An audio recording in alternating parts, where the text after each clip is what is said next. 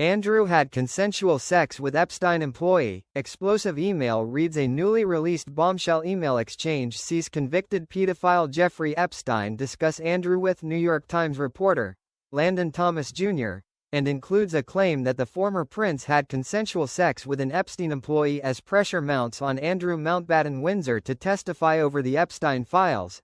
A private email exchange has emerged talking about claims the former Duke of York had consensual sex with one of Jeffrey Epstein's employees. Last month, the 65-year-old was stripped of his titles following an unprecedented move by his elder brother, King Charles III, while all remaining official patronages and military appointments associated with the crown have been revoked. Andrew, who no longer uses the style His Royal Highness, has also been ordered to vacate Royal Lodge, relocating to a property on Norfolk's Sandringham estate. This upheaval follows years of controversy over Andrew's friendship with the late pedophile Epstein, who died by suicide in 2019.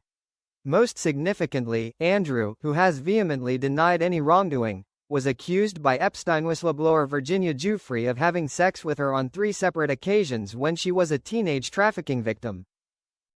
Andrew has always denied these allegations and, in his now infamous 2019 Newsnight interview with Emily Maitlis, declared, "I have no recollection of ever meeting this lady, none whatsoever." In her posthumous memoir Nobody's Girl, Virginia, who died by suicide in April of this year, reiterated her claims, writing, "He was friendly enough, but still entitled, as if he believed having sex with me was his birthright." This week, as U.S. lawmakers voted to release the Epstein files, passing by 427-1, an email exchange between Epstein and a former New York Times reporter, Landon Thomas Jr., which discusses Andrew, has drawn attention. As reported by The Telegraph, in January 2015, disgraced financier Epstein wrote to Thomas Jr. suggesting Thotha could be exonerated over claims that he has trafficked young women for sex by an ex-girlfriend, who had traveled with him. By this point, Epstein's former life rubbing shoulders with global elite shod well and truly crumbled. In 2008, he had pleaded guilty to state charges of solicitation of prostitution as well as solicitation of prostitution with a person under the age of 18. At the time of this email exchange, the pedophile was 4 years away from his second arrest, this time facing federal charges for the sex trafficking of minors in both Florida and New York. Offering his advice to Epstein at the time, Thomas Jr. wrote, "I think the big issue is separating yourself from Andrew. I mean, I can see why a statement might help in some way, but it's Andrew, not Clinton and the rest, that is keeping the story alive." In his email to Epstein, which appears to point towards a close relationship between the pair, Thomas Jr. continued, "Until you are able to come forward and address that, the story lives on. I mean, in the end, he had consensual sex with redacted. And redacted worked for you.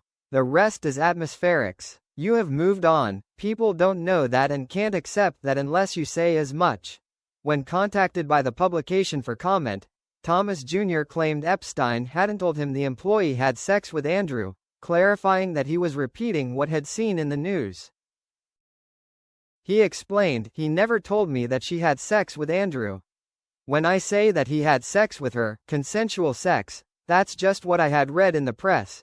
Last week, President Donald Trump called for the Justice Department and the FBI to investigate Jeffrey Epstein's involvement and relationship with Bill Clinton. However, no Epstein survivor or associate has ever made any public allegations against the former president, who has denied having knowledge of the serious crimes committed by Epstein. After the House Oversight Committee last week published thousands of documents from Epstein's estate, including emails he'd sent and received, a spokesperson for the Clinton Foundation told ABC News, "These emails prove Bill Clinton did nothing and knew nothing.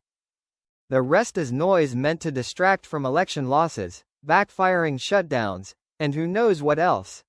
This comes as officials remark that the U.S. could learn from King Charles and the UK's urgency in taking away Andrew's titles, and sacking Peter Mandelson, the former UK ambassador to Washington. Speaking outside the Capitol building alongside Republican Representative Thomas Massie, Democratic Rep. R. O'Connor warned Andrew could now be dragged before the House of Congress to give testimony. He said, "I do think that Prince Andrew does need to come and testify at our Oversight Committee, and that can be bipartisan. But I share Massey's view that the urgency that the British people have shown in getting justice needs to inspire an urgency here in America." Today, November 20th, marks the formal deadline for Andrew to respond to a letter sent by Representative Robert Garcia of Congress House Oversight Committee, who has requested the royal partake in a transcribed interview regarding his established relationship with Epstein. This letter concludes, "Due to the urgency and gravity of this matter, we ask that you provide a response to the committee's interest by November 20, 2025. The Committee on Oversight and Government Reform is the principal oversight committee of the House of Representatives and has broad authority to investigate any matter at any time under House Rule X.